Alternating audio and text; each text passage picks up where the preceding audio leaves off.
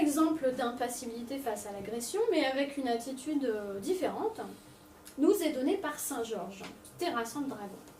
Alors Georges est un saint totalement légendaire, dont l'existence est mise en doute dès le 5e siècle. Il est né en Orient, son culte est toujours resté très vivace en Grèce et en Russie.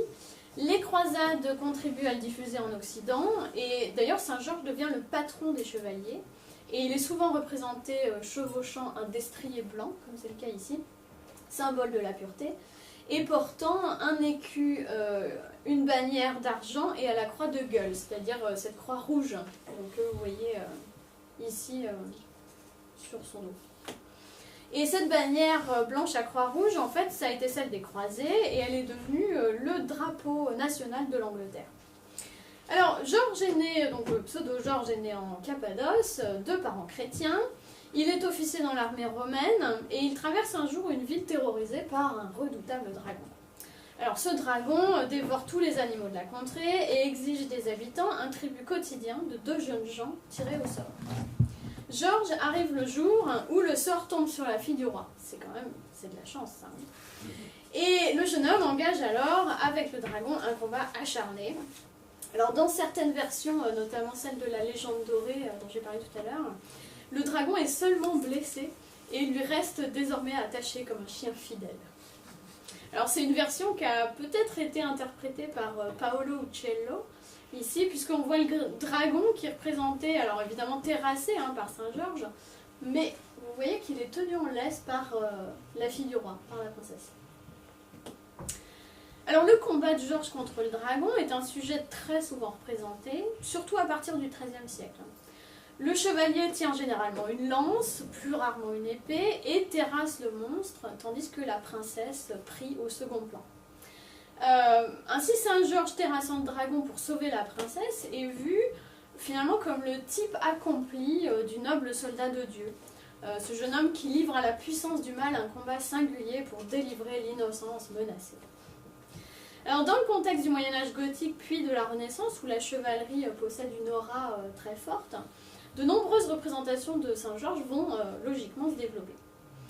Alors si on s'intéresse de plus près à ces images du combat de Saint Georges contre le dragon, on peut remarquer que dans l'iconographie médiévale, ce thème est marqué par la tranquillité du visage du saint, en opposition à la violence du combat.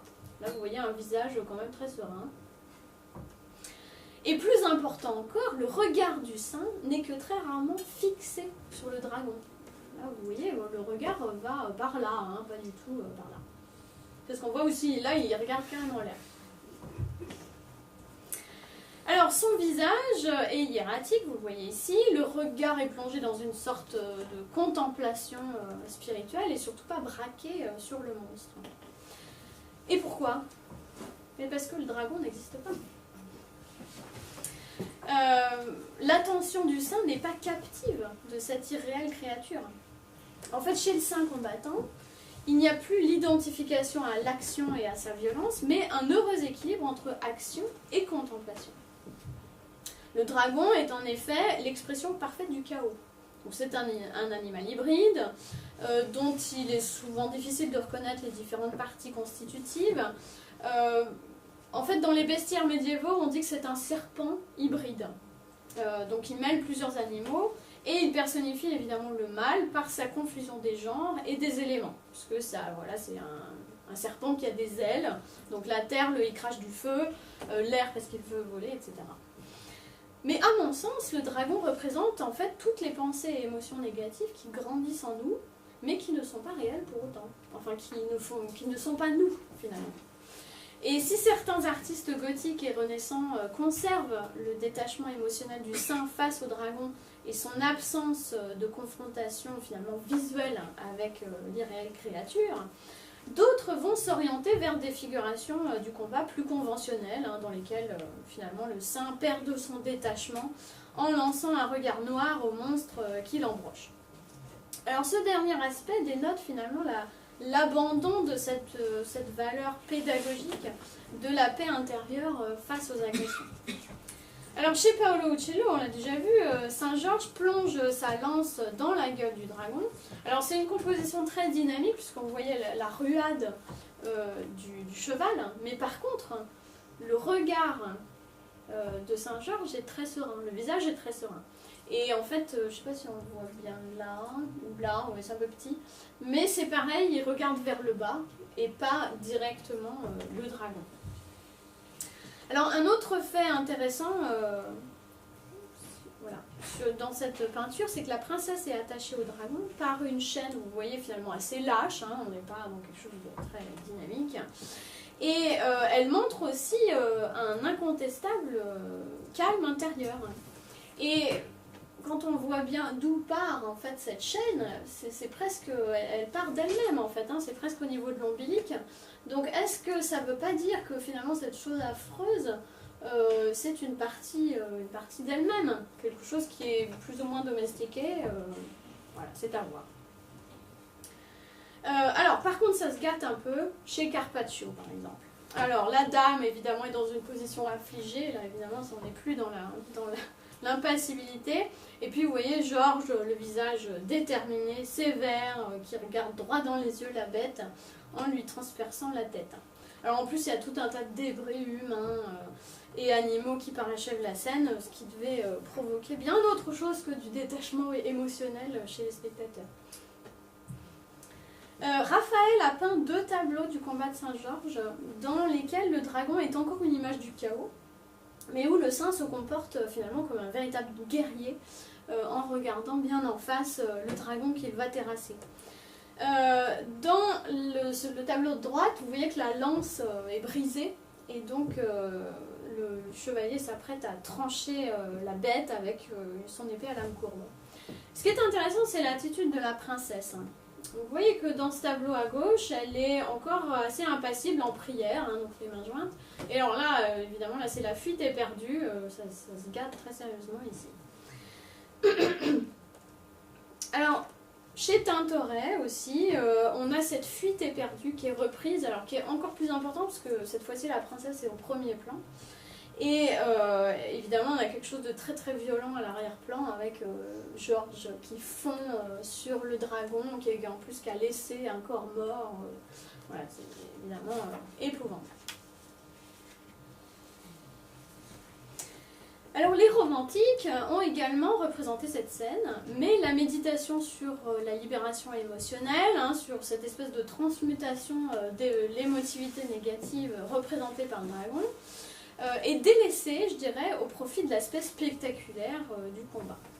Donc vous avez ici, chez Gustave Moreau, le regard du saint, hein, qui est rehaussé de noir, qui se fixe sur la bête. Alors là, chez Rubens, évidemment, c'est très acharné. En plus, finalement, le combat devient d'autant plus violent que finalement ce combat il était presque gagné d'avance pour les artistes du Moyen-Âge et de la Renaissance. Et là on est vraiment dans quelque chose, un combat très très acharné. Et puis il y a des choses un peu plus, un peu plus kitsch comme Chérico. Alors ce qui est intéressant aussi c'est que finalement le dragon il devient un peu moins chaotique. Là vous voyez c'est une sorte de monstre marin. Et puis là, c'est une sorte d'oiseau rapace. Et donc finalement, ce dragon qui n'appartenait à aucun règne au Moyen-Âge, qui était caractérisé justement par la confusion et le mélange des parties animales et des éléments, devient presque plus concret pour les romantiques, presque plus réaliste. Ce qui montre justement ce glissement produit entre le monstre symbole de l'énergie primordiale, dont se nourrissent les émotions négatives humaines, et le monstre incarné qui ne présente plus au spectateur que finalement l'illustration d'un mythe, dont d'ailleurs la signification profonde a certainement été perdue, hein, puisqu'on n'a plus cette valeur pédagogique de modèle. Et les saintes alors ? Alors évidemment les saints, heureusement, n'ont pas l'apanage de l'impassibilité face à l'agression. Les saintes font ainsi preuve d'un grand calme face aux souffrances du martyr. Un exemple que j'aime beaucoup, c'est Sainte Marguerite, qui fait aussi intervenir un dragon. Alors, toujours dans la légende dorée, on lit qu'elle est née à Antioche, fille d'un prêtre païen. Elle est convertie au christianisme par sa nourrice, alors qu'elle n'est encore qu'une jeune bergère. Plus tard, elle est remarquée par le gouverneur romain Olybrius, qui veut l'épouser, mais elle a fait vœu de virginité et résiste à ses avances, ce qui lui vaut d'être jetée en prison. Alors là, elle n'a pas de chance parce qu'elle est agressée d'abord par le diable, et puis après elle est dévorée par un dragon alors qu'elle était en train de prier.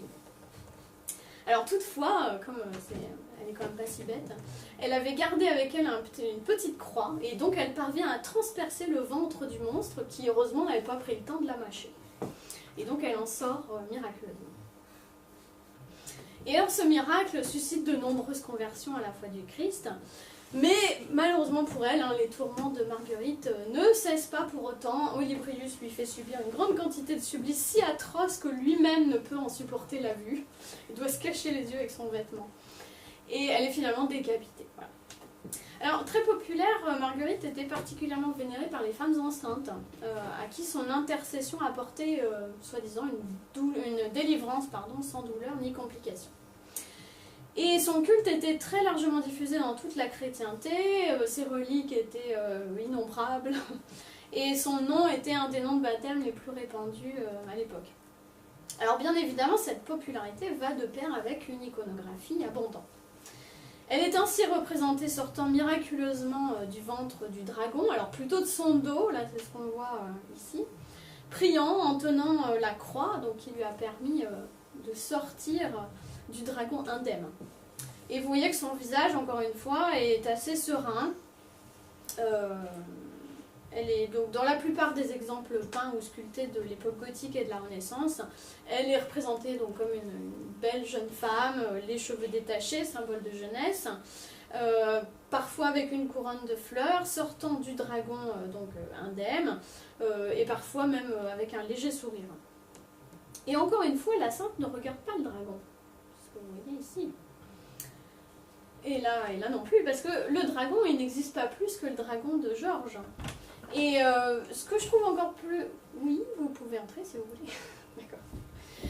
Ce que je trouve encore plus intéressant que l'exemple de Georges, c'est que finalement, elle s'est fait dévorer par cette énergie négative.